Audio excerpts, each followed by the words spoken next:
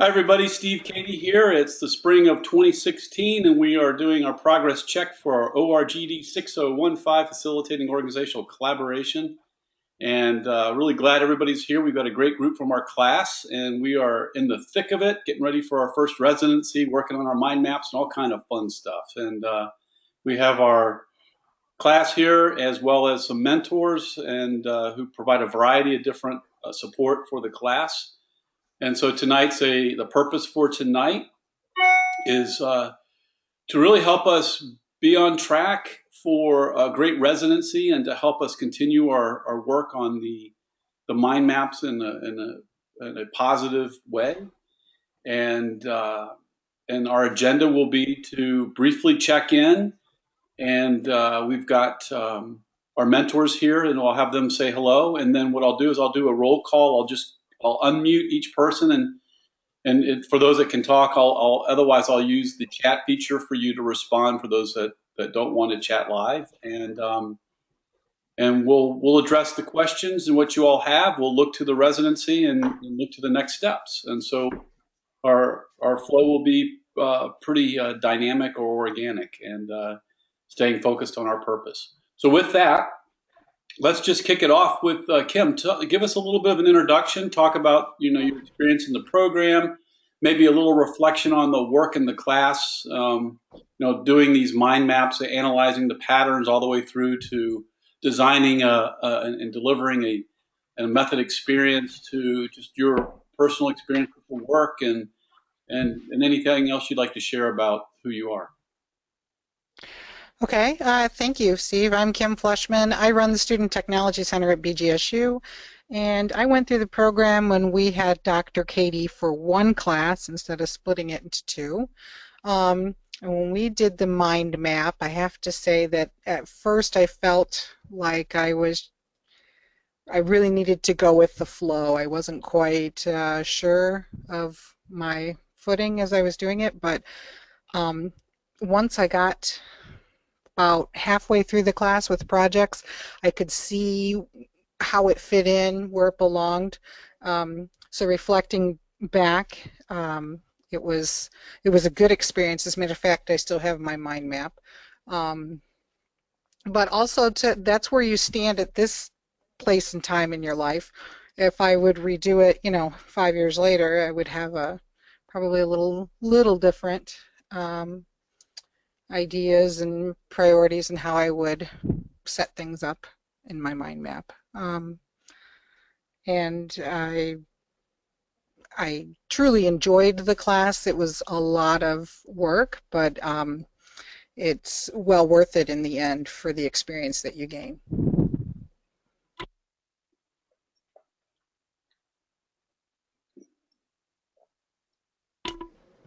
So, Ray, any questions for Kim?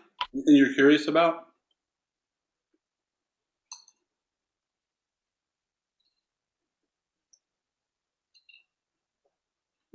If you're on mute, if you're talking, you're on mute, Ray. I'm sorry, didn't hear you call me. Just run around.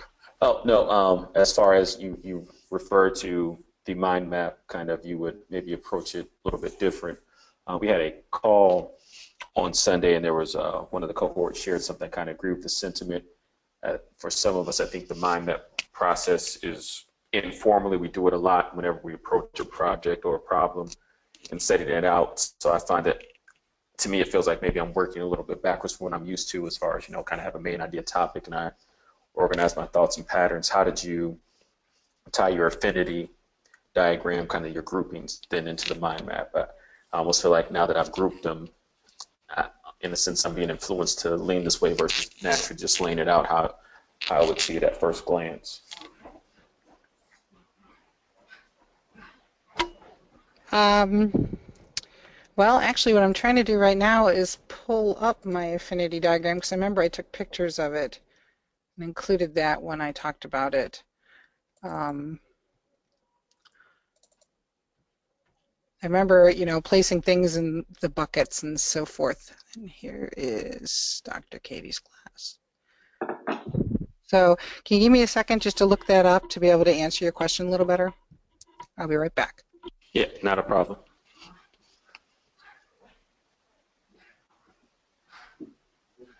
So let's go to Jeremy. Jeremy, you want to say hello and introduce yourself, and then anything you wish to share that you think would be helpful to the students. Yeah. So, Steve, I'm going to actually start by asking you just a very quick question. Can you give me a 30-second overview of the mind map exercise? I'm kind of dating myself with this question, but we didn't necessarily do a mind map when I was in your class. Well, you might remember where you took the methods and you looked at patterns and how the methods connected. And you might Okay. All right. So same concept here. Yes. Uh-huh. Okay. All right. Just trying to make the connection. So I'm Jeremy, grant staff. Again, I'm kind of dating myself with that question because I actually took Steve's course back in 2003. And so I remember it was the game-changing course for me. It was the course that when I got done, I had completely changed my career, had decided to go into business for myself, and had decided that doing collaborative consulting was something that I had to do for the rest of my life. So it was a very interesting experience. I think specifically looking at the processes, the different planning processes that were out there, it felt very overwhelming to me. I felt like there was just so much to digest. And a lot of it that I could get the basic principles of, but really understanding it just wasn't snapping for me. And then going through the process of, at that time, we were creating our own model, and what would that look like if we were to put it into our own model, and how would that work? And I really began to own it. I had to understand it better. And so I started asking the questions that I needed to ask in order to really get it. And so when I did mine, I remember writing Steve a 40-page paper and him coming back to me and saying, that is ridiculously too long. And really, I had pulled mine out about 2 months ago and kind of reread it just to see how things have evolved for me over the last 15 years. And it's really interesting to me that things have gotten more clear for me, clearly as I've begun to do my work and got into the strategy and action planning and change management stuff that I do for a living. But I think the basic principles and the basic concepts are still there for me.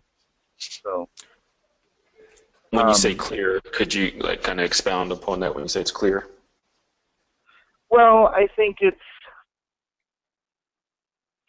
I'm a practice type of guy. So I could conceptualize it and I could think about it from a theoretical perspective, but I wasn't really confident with it. I wasn't sure if my mind map was the right one, just to put it in those terms of what you guys are doing. And so as I've grown in this field and applied my map like over 140 different ways, then things have gotten more clearer to me. So I'll give you one example. I am so purposeful in what I'm doing. Purpose is such a common thread to everything that I do that it can actually drive my business partner insane, because I can't really have a conversation without first saying, what is the purpose? Or at the end of the conversation saying, what was the purpose that we just achieved? And so, just kind of getting clear that that's really important to me. Understanding that for me, I was very focused on change being a journey and what were the different parts of that journey. And I would say maybe 5-6 years ago, it really became clear what are those components that are always in everything that I'm doing, as opposed to what are the things that are customized, what are the things that are unique to one or two situations versus what is the thing that is common in everything that I do, and how does that look? And I think when I went through your class, Steve, I was very focused on what was then called whole system transformation and has now evolved to whole system collaborative change. And so even when I thought about the theory, it was from those terms. And so those terms still mean the same thing to me, but system has a completely different meaning to me now because I've worked with so many different types of organizations that system is, it has just become more clear. What are the things that I want to look for? What are the things that I want the client to map? What are the things that I want to help them map? So I don't know if that's really answering your question, man. I'm sorry. No, it's good. I think it's helpful. No, it did. Thank you.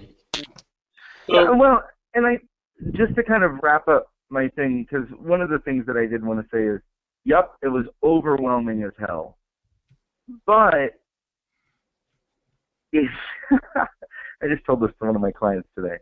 If you trust the people that are in your cohort and you trust the process that Steve's putting you through and you really embrace it, like really totally throw yourself into it, it can really transform everything that you do and how you look at change.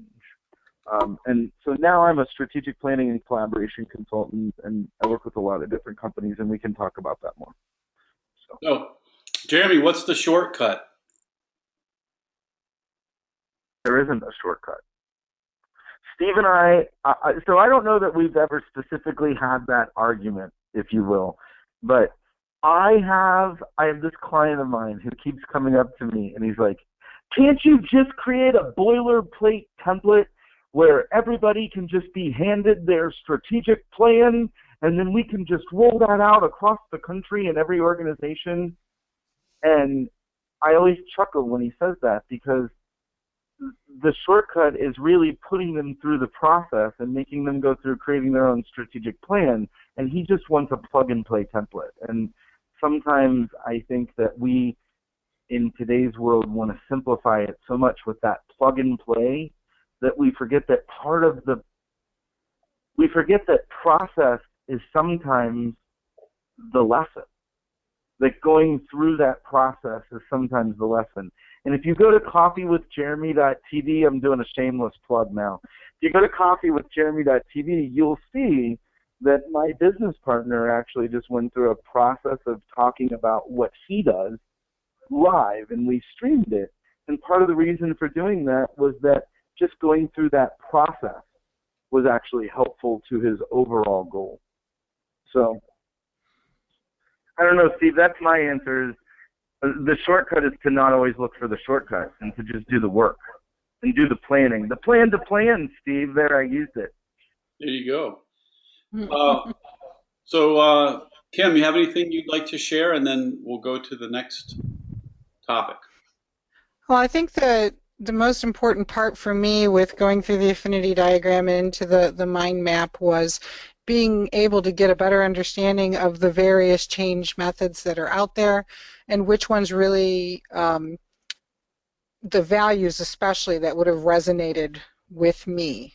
And I guess maybe that's the kind of thing that could change if you did it again, say in 5 years. What, you have the systems, the purpose, the journey, etc. So the values of each change method doesn't change, but which ones you most relate to, can, and do.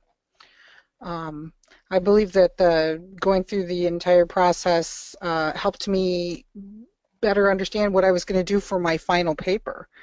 And when I created my quote-unquote change method, and I had to refer back to this project to, write that paper. And also, it just helped me even for when we did our paper as a group and talked to Toledo Police Department. It helped me understand that there isn't something that's cookie cutter. These different methods are in place so you can use them or pieces and parts of them to make it work for the particular organization that you're going to be helping through the process. Yeah, that's insightful. And EJ or anybody out there want to ask a question of Kim or reflect on what they just heard? And Anybody out there? You can raise your hand or unmute yourself or whatever. So the ones that I've unmuted can just chime in, and anybody else want to talk, just raise your hand and I'll bring you in if you'd like to say anything.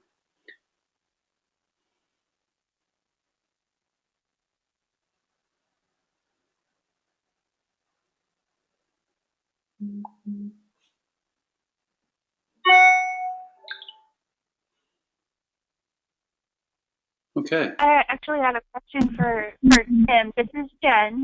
Thank you for sharing your information. You said in the beginning that if you could go back and look at your mind map that you had done, you would have changed things. What would you have changed?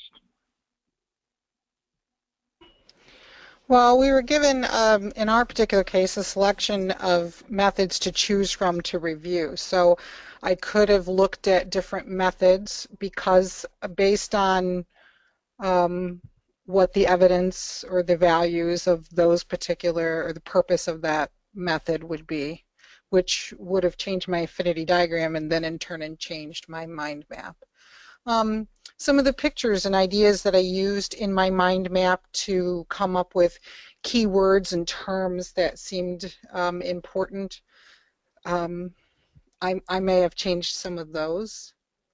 I don't think what I did was bad work as I'm looking at this, paper again. I just think that, again, that's what was resonating with me at the time, and that's what's reflected in this paper. So what, Kim, show us your show us the paper, and just give us a 3-minute kind of look at it. Kind of walk us through just 3 minutes or so. So can you see my screen? Yep. So this, I'll start up here.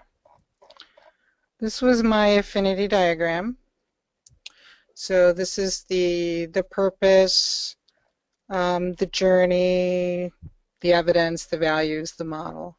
For me, it was easier to, I did this not only for the reader, but for my own purposes, to clearly understand what I was seeing in that picture of that affinity diagram. So I put it in Excel.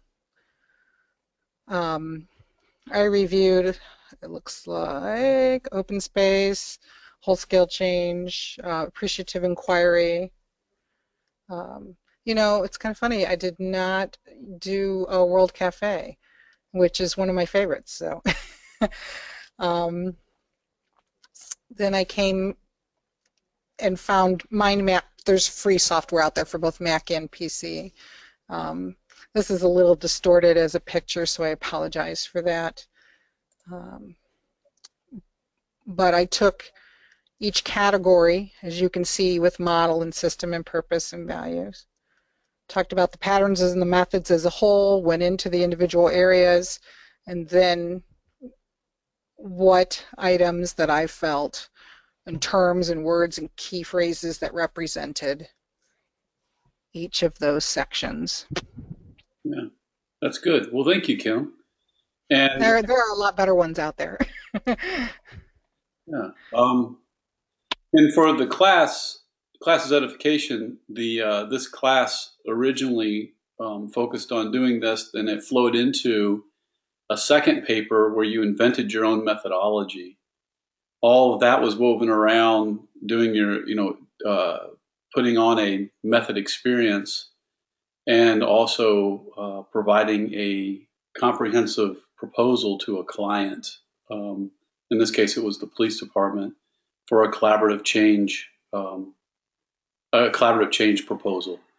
So as I mentioned before, we split it apart, and then I've been doing a few little tweaks in this class to try to figure out ways for us to go deeper, pulling back on one of the assignments. We'll be focusing on it a little differently so that we could even go deeper. But they were putting 2 courses into one back then, and doing a super job on it. And I like the ability to go deeper with everything as well. And so that's what we're doing. So that's great. And I'm going to put it back to me. Okay, so with that, I'm going to do a quick check-in. Now that you've had a chance to kind of we just did a little quick introduction here a little bit.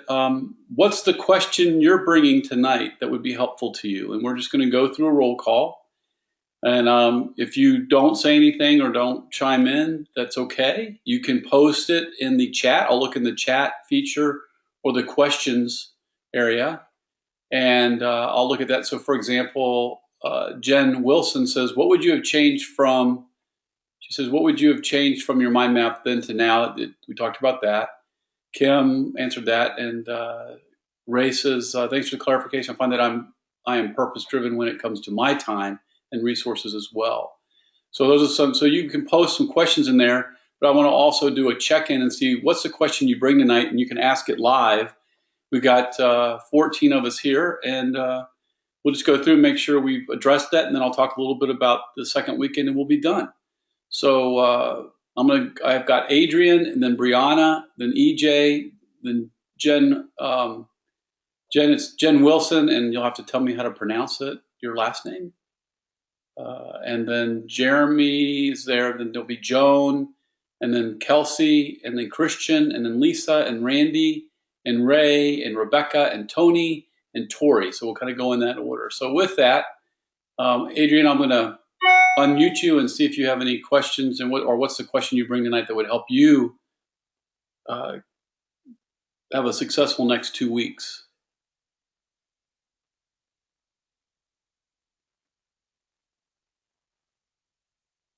Okay, so Adrian, I'm going to mute you back. You can raise your hand if you want to talk. All right, Brianna, how about you? Hello. Hi, Brianna. Hi, how are you? Great. So I guess one of my questions is moving from the affinity diagram into the mind mapping, what are some like tips and tricks? Are we able to make several different mind maps to connect things, or should it be one giant map? Well, and Kim can reflect on that as well. A mind map starts as a hub in the center, and then it has hubs that it builds off on, and then it kind of builds out kind of in a network. Like, so you can decide, and so the mind map software and some of the readings and stuff you have does a super job of giving you the resources you need to know what it is. So so I would just take a read on that stuff and figure out how you want to do the mind map. And again, the way I would do it, and I talked about it in my video that I gave you in the instructions. You put a circle in the center and just say methods. You put the six design elements out as the first level of nodes, so to speak, and then you start off of those nodes, start mapping out the content or the themes or patterns you see around system, around purpose, around journey, and so forth. So okay. So tell me more about where your question's coming from, so I understand what your understanding around mind maps and where you are right now. So I watched your videos. My biggest concern is that as you're building it, it's not going to actually fit on the page visually. So I guess my question is, when we turn it in, is it going to be okay if you can't see everything in the mind map or the affinity diagram clearly? Well, what you want to do is you just make it multiple pages as an appendix. And then what I would do is I would pull back and really boil it down around each of the dimensions. So when I say okay, under journey, which is like the simplest one, it simply says what are the steps what are the themes or the common steps that everybody takes when they utilize their methods.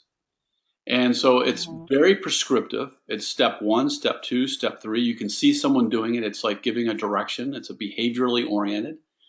So what you might do is on that node, you might have in the center of the page methods, and then one node comes out and says journey, and you might say, based on what you see, there are 6 steps. One method does 4, one method does 8, one method does 7, one method does 12, one method does 3. But when you boil it all down and put them side by side, you can put it into basically, let's say 7 steps. And then you would just kind of put those 7 steps out there around the node, and then then you would stop there for your kind of high-level version. And your affinity diagram has all those details. And so what you're doing is you're using the mind map to distill it to a level of simplicity to summarize it even better. So your mind map should be a better summary. Your affinity diagram is really detailed. Okay, thank you. That makes sense. Okay. Cool. And are you good? I'm good. Okay, great. Okay, thank you. EJ, do you have anything you'd like to ask? What's your question? Yes, I do. Just a really quick question. So in our paper, it did say that we're supposed to further explain why we chose the methods that we chose. I guess I need a little bit of clarification. Does that mean the 2 or 3 methods that we chose in addition to the original 6? That you were given, right, because you chose 2, and you were given 6, is it? I think it's 6. Yeah, I 6 or 7, but I believe I'm sure it's 6. Yeah, so it's the ones the 2 you chose, because here's the reason why, and this is in writing it up.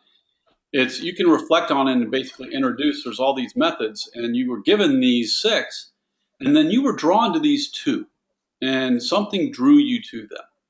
And so talking a little bit about what drew you to them, maybe what connected them, and give me a little bit of an understanding behind why you chose the 2 that you chose. You want me to tell you right now or in my paper? In your paper. In my paper. Very good. Okay. You're more than welcome to share with it now if I can be helpful to you. But that's the question. Yeah, I think I got it, but thank you. That's very helpful. Okay, good. And so what I want to do is I want to add one thing here that's going to be the magician's intervention, if you will.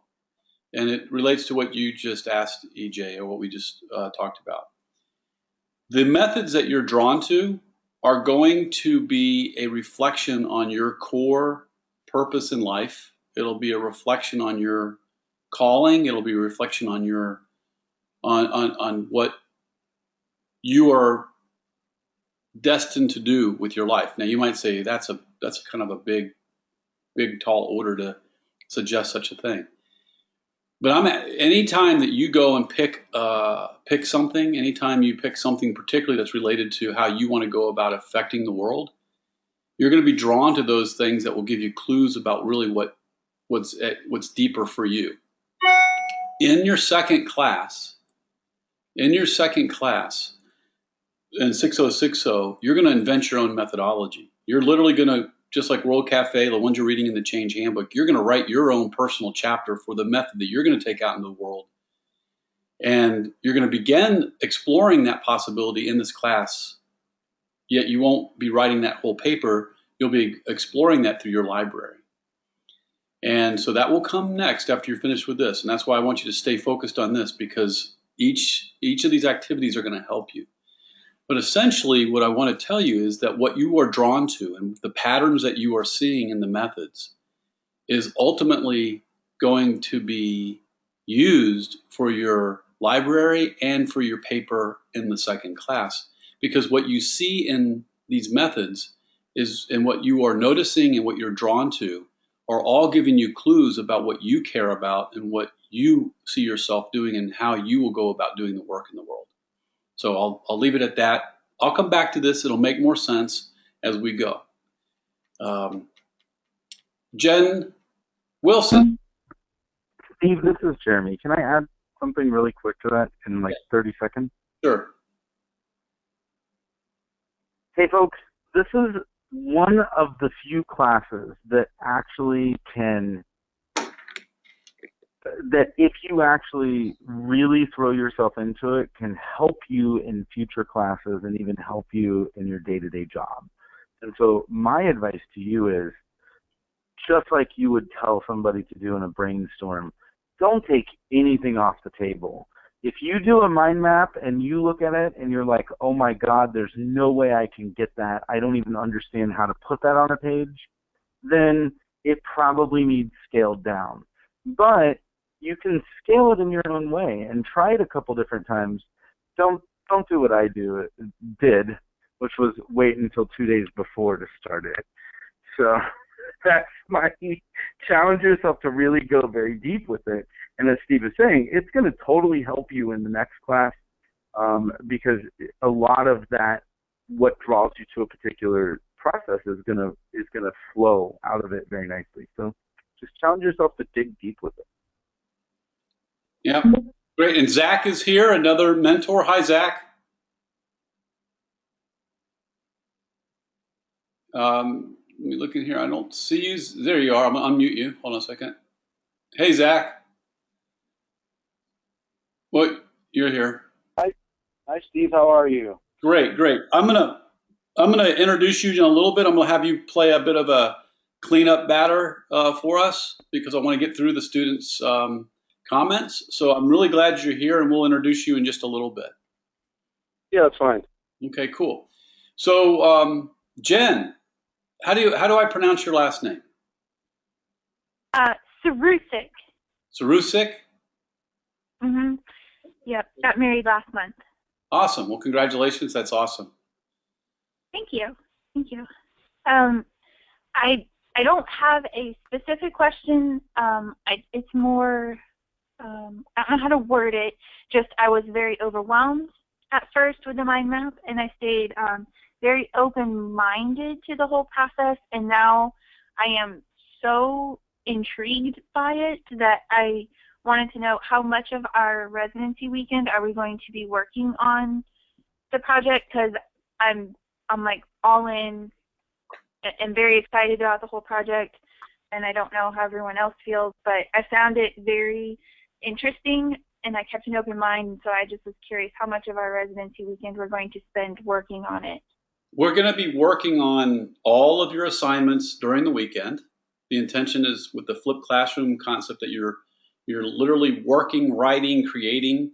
So you should be coming to the weekend prepared to be real-time writing your final version of the mind map paper.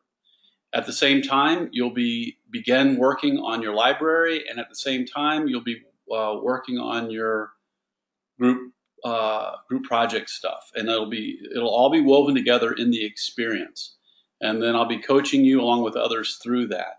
We will spend a significant time on the mind map doing what I call the meta mind map activity. And you will love it. If you're loving this, it's going to take it to the next level because we're going to work on the competency for translating concepts and ideas into understandable 3V, verbal, visual, and visceral forms of communication, and how to express it. And you're going to work, and it's going to be really a fun activity. And it'll challenge you as a group, but you'll take your thinking further, and you'll have a significant amount of time to work on it. But I will be balancing that with you working on everything for the class during the weekend. It'll be jam-packed. You'll be moving, shifting, shaking, and baking. Awesome. Thank you. Okay. All right. So let's see here. Joan, do you have any questions? How are you?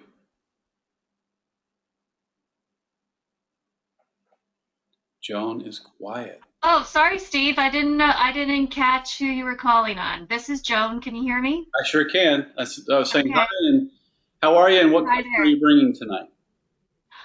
Yeah, I do have a question. I appreciate all the guidance on the mind map. I didn't know if it's okay to sort of flex that approach based on maybe some other patterns that we're seeing.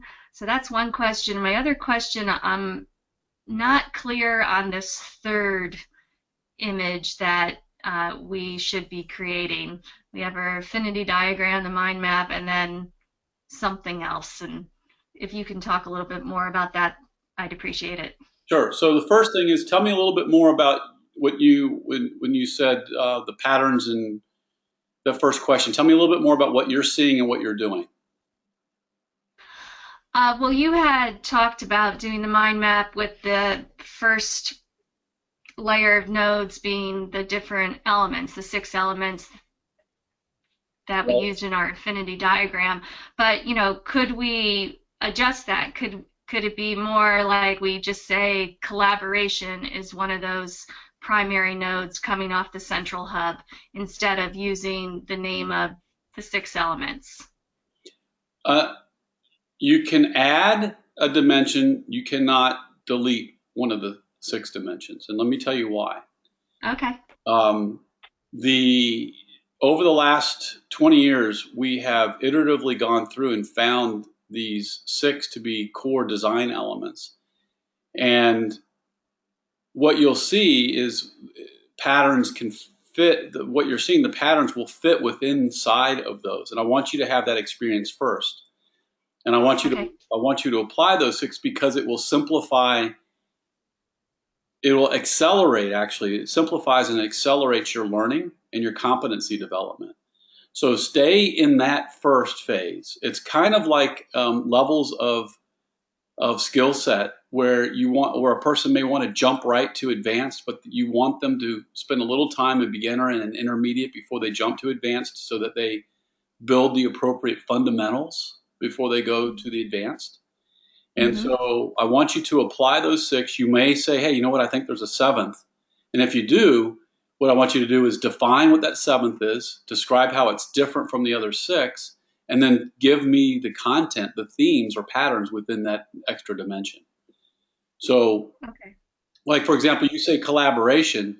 Well, all of these methods are collaborative change methods. Right. So these are the dimensions of collaboration or collaborative change methods. So I would see that as really being the overarching concept within which there are 6 dimensions. Now you might say, well, they all mention something about collaboration in a way that I feel is a sub-issue, sub-dimension or sub-element. That's fine. Just add it as a dimension or fit that concept under one of the other dimensions. Under one of the elements. Okay. So here's the thing. The other dimensions, I want to make sure you really understand what they are and how they apply. So what does it mean by system? What is systems thinking? What are systems? What does it mean to think in systems? Systems maps, those kinds of things. And so what does that mean? Purpose and outcomes. What does that really get at? And so I'm going to be working on making sure you have the skill set, because once you learn those 6 dimensions, it's similar to Gray's Anatomy, in which you could reinvent Gray's Anatomy, but you don't want to do that to learn medicine. You'll spend all your time creating a new Gray's Anatomy when you really need to get to neuroscience or whatever else it might be. So Gray's Anatomy provides a taxonomy by which you can dissect the human body. And you got the skeletal system, you got the respiratory system, you got the endocrine, those kinds of things. Those have been created through many years of people looking at the body and figuring out that there are certain functioning elements to the human body. And so by creating Gray's Anatomy, they can accelerate the students' learning so they can move to higher levels of mastery. So I don't want you recreating Gray's Anatomy here. I want you taking the 6 dimensions. I don't want to. Right. I want to save you that time and that heartache, because we have wrestled with it for 20 years with students. And you've got people here that have been here 3 years ago, 5 years ago, 13 years ago. And we have all iteratively found ways to make this process simplified so it works great for you to get accelerated understanding. So use the 6 dimensions as your Gray's Anatomy to dissect your 8 methodologies. Find those patterns. Now, I want you to be free to say, I think I found another dimension. I think that's awesome. And if you do, propose it, define it, and tell us what the patterns are in that, so that we can see it as a distinct dimension from the others. Yep, that makes sense. I'm happy to go with, 101 mind mapping. That's perfectly fine with me. Actually, it's comforting to know that we are supposed to really stick with the plan. Yeah, it'll help you. And here's the thing. What's going to happen is when you move to the 2nd class, you go from method mastery to blend mastery to invention mastery, and we're moving from method to blend mastery. As we move towards the blend mastery and invention mastery, which is in 6060, I'm going to have you begin to move into defining your own methodology within the dimensions, and you'll have some room to really start being creative and putting what you see as new things into it. So it's going to, but we'll still keep within the dimensions, but you'll start seeing the creative application. So more to come. I don't want to get too far ahead on you all, but good question. Thank you.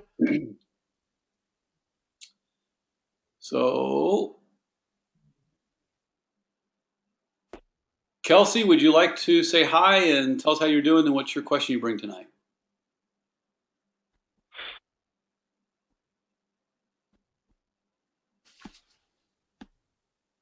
Okay, Kelsey, I muted you back. I had you unmuted.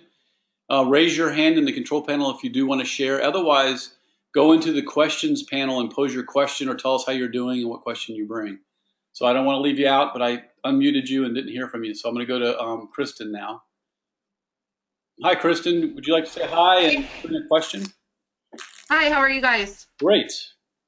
First off, Zach, are you the Zach I've been talking to? I am. Okay, I just emailed you and asked. I was going to tell your story, but I won't. About Feel how free to share it. Feel free to share it if it's helpful. Well, Zach has kind of been with me for the past couple months, emailing back and forth. Kind of got lost a little bit, and he kind of got me back on track. Thanks to Tom giving me his email address. So I've gone to him. I had a little problem at the beginning of this paper. So I emailed him and said, can you give me some clarification? And the first thing he says to me is, funny that you say that right now because I'm doing one as we speak for my job. So it was nice little reaffirmation there, knowing that it does actually work in the real world. But I guess my question is, this is going to sound silly after we've already turned in a rough draft, but who are we writing the paper for? Am I writing it for somebody to read it, or am I writing it for Steve to read it and give me a grade? Okay, so let's read the instructions here. And that's where I kind of went back and forth on. Okay, let's go here to the audience. I want you to be able to explain this, to write this up so that if you talk to a leader, an executive, a consultant, a change agent, an activist, a student, or a professor, that they would understand your approach to finding the patterns in these methodologies. So I am writing it as me, though. Yeah. I did this, not this is what you need to do. No. Okay, because I went back and forth with the paper on that one because I tried to do it all, not first person. Yeah, you're Darwin. You're Darwin on the island. And, and you're describing what you've discovered. And you're describing what you are discovering. So, and not in such terms, but kind of like a journal entry of like what I've gone through type. Yeah. And summarizing it and presenting it in, in a format that can be understandable to someone who has not been a part of this class. Okay, perfect. That's where I was going a little back and forth with. Yeah. So. No, that's all good. It's all good. Yeah, that's a good question. I think I understand I didn't know what you were getting at first, but now I understand. Your question was, what's the framing of it for the audience? Not who's the audience, but how are you framing it for the audience? Right. Now I understand. Okay. Cool. Anything else? Nope, that's all I got. Okay, great. All right. So I'm going to put you on mute, and we'll go to Lisa. Lisa, I haven't sent you a pen. Or I sent you a pen, and it will enable you to unmute yourself, but I can't do anything with you. So you're listening, but you're not able to engage. But if you can do the pen, it'll allow you to talk. And then if you don't, you can, there you go. So let me unmute Lisa. Hi, Lisa, you want to say hi? How are you? And what question are you bringing tonight? Hi, everyone. I have a question actually around practical application.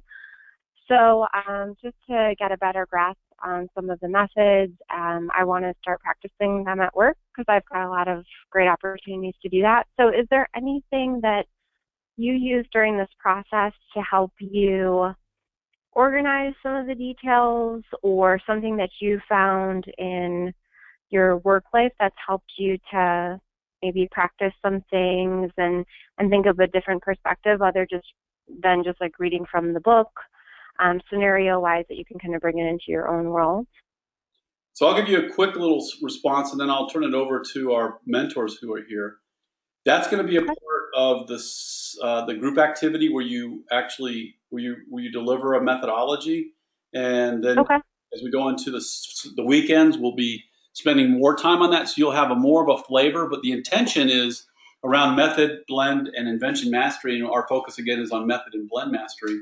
The intention around the blend mastery experiences and what we're doing in the class is to begin to help you move from that dissection of the methods like you're doing right now to make the transition from how do you understand a method to how do you begin to apply and apply the method and master a method, moving into how do you blend methods together for a particular application. So we'll be moving you in that direction. But do any of our mentors want to chime in or answer her question from a different angle?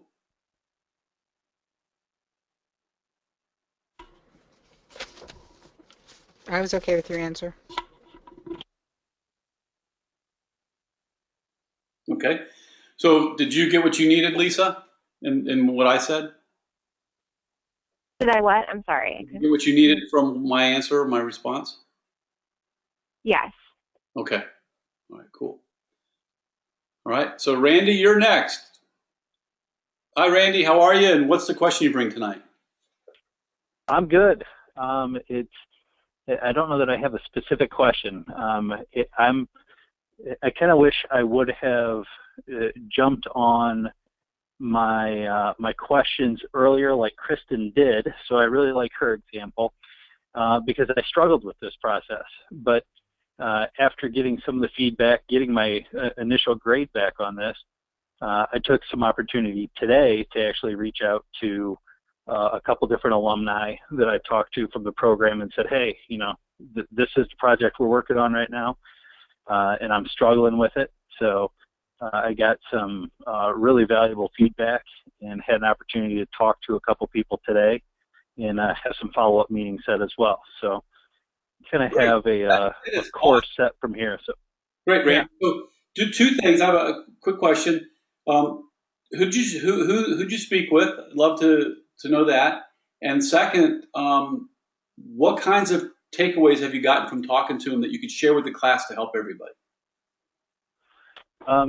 Okay, two people that I actually talked to today. Aaron, and I always forget Aaron's last name. Matthew. Aaron from the Andersons. Yep. Aaron, Matthew. Talked to him. Yes, Matthew. Thank you. That was real brief. We're going to follow up again soon. But then the other one was Brian Dickon. And I've known Brian for a long time, and found out actually after I was in the program that he was a 2012 graduate from the program. So I had a chance to talk to Brian for quite a while today. And I actually sent him my paper. So he went through it with me over the phone as well, and kind of said, well, hey, you know, here's where I think you're probably spending too much time and not enough time in other areas. And it was funny because it's very consistent that Brian gives me the, you know, trust the process. It's a lot, but you'll be okay. You know, you can make it through this. So it was just, you know, embrace the process. And he said, you know, continue to call me if you need anything, and he'll continue to kind of help mentor me through the program. Yeah, got great alumni. We have great alumni, great community. That's awesome. And Randy, I can't applaud you enough for exhibiting the competencies that are intended to be emphasized in this class, in the course, and in the program overall. And one of them is is really managing your personal support network and your and your toolkit and mentors and your personal growth, and putting in place those things to help you continuously improve, and that's a skill set in and of itself. It'll help. That's a sign of resilience in what you just did. So I applaud you a lot. I'm glad you shared that, because it encourages everybody here to know that you're not alone, and you can't do this alone. You can't. You've got to support each other, and you've got to take action in finding people to mentor, coach, and help you through the process. And then you've got to learn how to go out and read about it and search on it and do other things to build your library. Those are all skill sets. And so, Randy, I applaud you for what you're doing. That's great.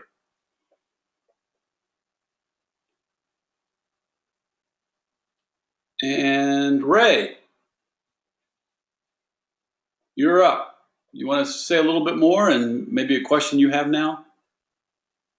Now, the process of being able to go through and read some of other people's papers and approach was helpful. So, of course, Randy knows by now, so I was one of his peer feedback, and Kristen was also one of mine, so I appreciate one feedback, Kristen. I told Randy I thought he was, good job the paper where he was headed, and some things I wanted to see him clarify so I could, go on the journey with him. I think probably for me, yeah, it's coming into more clear because I've watched the videos, but I really struggled, and I still have it highlighted. It was the statement where, how does your affinity diagram flow into the mind map? And something you said earlier, I guess for me, kind of was that aha moment. It's, the mind map is going to be more the high level, the affinity diagram, very detailed, and that's where I struggle. It's like, well, I usually start at a high level and filter down into the details, but it's, now that I have these details, it's making it easier to put it into the buckets, the design elements that have been worked out. So, yeah, just some of those points being driven home, clarified, have made me feel a lot more comfortable with the project. Gotcha. That's well said. That relationship between the detail and the big picture and the relationship. That's well said. Okay. So we got Rebecca. Hi, Rebecca. How are you? And do you have a question for us tonight you'd like to share? Well, hello, everybody. I am just fantastic. And I do have a question. I am wondering, especially based on the conversation we had with Joan's question, so once we take the information from our affinity diagram, and this is also based on some feedback from you, Steve, I just want to clarify that if we have a different visual in mind besides the mind map, because maybe mind maps are familiar, for me, it's a familiar concept, so taking that to a different visual representation of our observations from those patterns, that's okay, correct? I think that's great. I'd love to encourage everybody to do that to some degree. I even have in the past had people do like the mind map, which is still, it's still a bit linear, even though they say it's dynamic and organic. It's still a bit linear, and then moving to something that's even a third way of representing it. But we do that on the weekend together. But if you want to take the mind map and kind of build something that still adheres to the general concept of mind, the major point and then the sub points and the sub point, that kind of thing, but somehow represent that in a different visual way, I would encourage you to do that, particularly if you've been doing mind mapping for a while, so that you can look at other ways of mapping out concepts. Okay, fantastic. Yeah, I think it's great. Cool. Okay. Tony Wagner, I'm sending you an audio pin if you want to come in and chime in. I just sent it to you. I'm not sure if you got it at your computer, but if you want to come in and chat with us, I'll see you unmute yourself. Right now, I can't unmute you, and it'll show up and let me know if I can. So I'm going to move to Tori. Hi, Tori. Hello. So how are you? What's the question you bring tonight? I am doing good. I'm tired. I'm really tired. Yeah. But question I bring tonight, I don't really have a whole heck of a lot of questions. I just really wanted to listen in on what everybody said, and I appreciate the feedback from everybody on what their questions are. My only concern is Sunday is Mother's Day and my kids have a whole day planned for me, so getting everything in on one day is my only concern. Other than that, we're good. Yeah, that's why I do Mondays, because sometimes people can work between now and before the weekend if they have it, and then if the weekend backs up a little bit on them, they've got Monday to catch up. But there's no easy way to do it, in terms of a due date. I find Mondays tend to allow for just a little bit of like, okay, like you can work on it through Saturday, give it Sunday off, and then give it attention on Monday night or something like that. But that's there's no like perfect way to schedule it, so to speak. So, yes. Yeah, okay, cool. Well, thanks. All right, so I'm back to wrapping up, and I'm looking in here. Let's see here. Let me see it. I'm just looking at some questions. Do you prefer we draw the mind map ourselves or use some of the software available? Whatever you find useful for you, Joan, is fine. And I think that's it. Everybody's good. So let me just pause. If anybody has a final question, just raise your hand. I'm going to go to our guests. I think we still have, let's see here. Is Kim still here or did Kim have to go? I think Kim may have had to go. I'm here. You're here? So Kim can wrap up. And for the rest of you out there, if you could, in the question box or in the chat room and go to webinar, just what's the thing that you're going to do differently based on tonight? What's a takeaway? What's a reaction you have from your experience tonight? And then if you could type that in, that'd be great. And then I think we have Ray has one question, and then Kim, if you could wrap us up, and then we'll say goodnight. Okay. I just want to say to everybody, if you need some help or have any questions, please feel free to contact me. My email is kflesh@bgsu.edu. Please try hard not to feel overwhelmed, because the process, if you allow yourself to go through it, is a really good mind-building exercise and helps you kind of soul search yourself at the same time. This is going to probably be one of the best classes that you take through this program. Thanks, Kim. Steve, this is Zach. I feel a remiss if I don't throw my 2 cents in here too. So if time permits. It's funny, I thought I lost you, so I'm glad you're here. So go ahead, please, Zach, chime in. And yeah, that's fine. So I've been sitting here reflecting on the learning and the questions and the inquiry of the class, and then reflecting on my experience going through the affinity diagram and developing a mind map, and then connecting it to the next 6060 class that you guys have not yet experienced. And really, 3 things are bubbling to the top for me. And so when I think about it holistically, it really helps me to truly understand what the core components of the different change methods are. Steve certainly could have said, hey, Zach, pick 5 or 6 of these change methods out of the change handbook, read through them, and I wouldn't, if I would have done it that way, rather than really dissect them using the 6 design elements, I wouldn't have digested them in a way, I wouldn't have internalized them in a way that really helped me truly wrap my arms and wrap my mind around them.